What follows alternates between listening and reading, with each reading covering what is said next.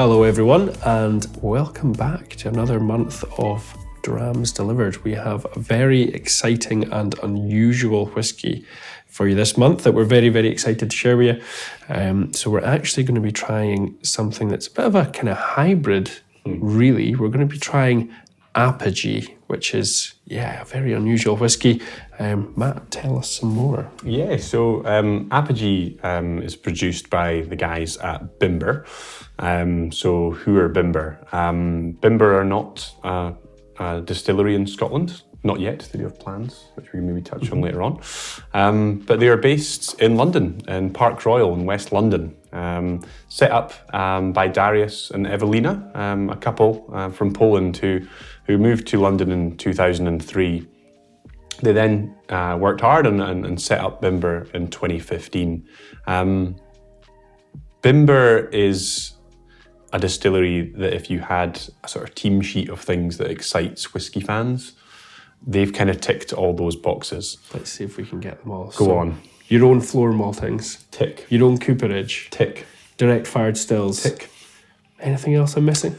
Its own strain of yeast. Its own yeast strain. Their own, you said floor maltings? Yeah. Local barley, relatively to London. It's hard to grow barley in Casks, central London. do they have a cooperage? They do. They do, yeah. Yeah, so all of these things that I think lead to very, very good high quality spirit, they are doing. Yeah. So I think for both of us, actually, we get asked a lot that, just because whiskey's not made in Scotland, I don't want to try that. But are you a fan of world whiskies, John? Yeah, 100%. I think if you're limiting yourself to stuff from one country, then more fool you, Why say that you only want to drink Scotch? I think if you're a real whiskey fan, then it doesn't matter where the whiskey's from. If it's good whiskey and you like it, then you like it. Totally. Totally. So yeah. Would you agree? I agree, totally, yeah.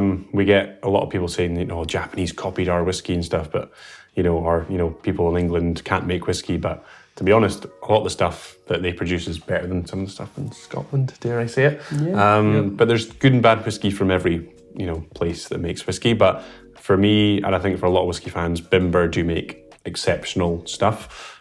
So exceptional, in fact, that it's very, very difficult to get a hold of. It's become pretty collectible with whiskey fans, which is actually probably what's driven this release. So do you want to tell us actually what Apogee is and why it's a bit different, John? So this is not actually produced by Bimber, but it's a 12-year-old blended malt consisting of Highland and Speyside whiskies that has then been further matured in Bimber casks. So casks that Bimber have used to mature their whiskey, they've then put a blended malt in there, and that's what's in front of us today. So interestingly, Apogee is called a pure malt whiskey, which is a term that you wouldn't be allowed to use under the Scotch Whisky Association's guidelines. We would have to call this blended malt. But yeah, pure malt whiskey. It's all malt whiskey that we're drinking. There's no grain in here. So there's malt whiskey from loads of different distilleries, and then aged in Bimber casks in London. Okay, let's have a wee try. Let's have a wee try. I'm gonna try and open this bottle.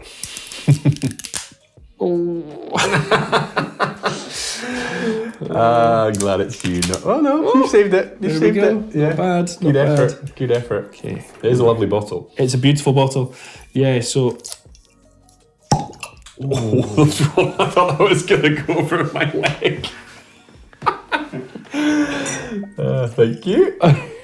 So yes, talking about the bottle there, it's I don't know if you guys can see, but it has a really beautiful design, which is actually designed to mimic the sort of look of Bimber stills. So they have very, very small stills at Bimber, and they're direct fired. So they're not smooth copper stills like you might see in most distilleries, but they're kind of this hammer beaten copper still, which is kind of how I guess most stills would have been back in the day when they were producing illegal moonshine, direct fired and smaller. I think Darius and Evelina's grandfather actually used to make spirits in Poland, so there's probably a bit of a connection there. Yes, and the name Bimber, I think, literally translates to moonshine in Polish, doesn't it? So yeah.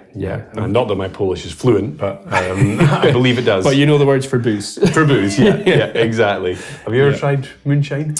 I've tried New Make, which is, I guess, Scottish moonshine. Yeah. And Yeah, I've tried a few rough spirits, Slivovich, that kind of thing. Yeah. Have you ever tried moonshine? I've tried stuff new make from distilleries, and I think one of our customers, an Irish fellow who was great crack, to be fair, he promised us some poitín, I think is the Irish for Poitín, for moonshine, and he said he was very proud of his capabilities of making moonshine and promised to send us a sample.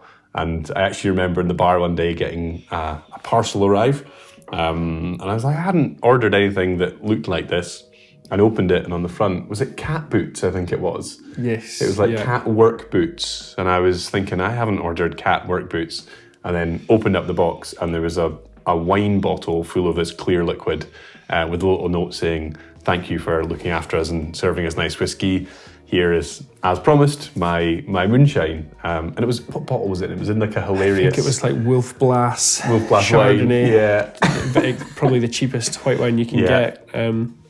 Yeah. I think actually didn't try it. It went down the drain, I was too scared to try it because I was like, we smelt it and we thought, I don't know, because it is a ropey world making moonshine. Yeah. I quite enjoy my eyesight. I mean, I have to wear glasses already, so I don't think having moonshine would be the smartest move. No. But this is not moonshine. This is a lot better. A lot better than moonshine. So let's have a wee nose. Let's have a taste. Yeah. I mean, just what you would kind of expect from a sherried Highland or Speyside dram. Lots of lovely kind of inviting winter spices. I think they actually finished this. I think the whiskey smells like it's got some sherry influence to it. We don't actually know, but I know when they take it to Bimber, it gets blended and then re-racked into their ex-bourbon casks. Oh. So it could be a mixture of sherry matured, then further matured in bourbon, which is really unusual. But it does have that light kind of pear, kind of stone fruit, apricots. Let's have a taste. Yeah. Oh, we forgot to cheers. Slange. How rude.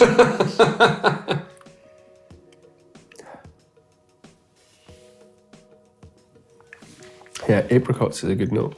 Yeah, it's lovely. It's really reminds me of those like frubes when you're a kid.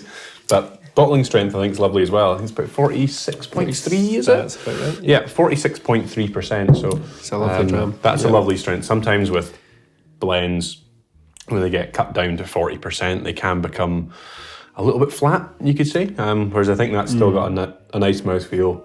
Yep, still got plenty of body to it. It's Nice still got gentle finish. Yeah. It's lovely. So yeah, I think we're big fans of Bimber.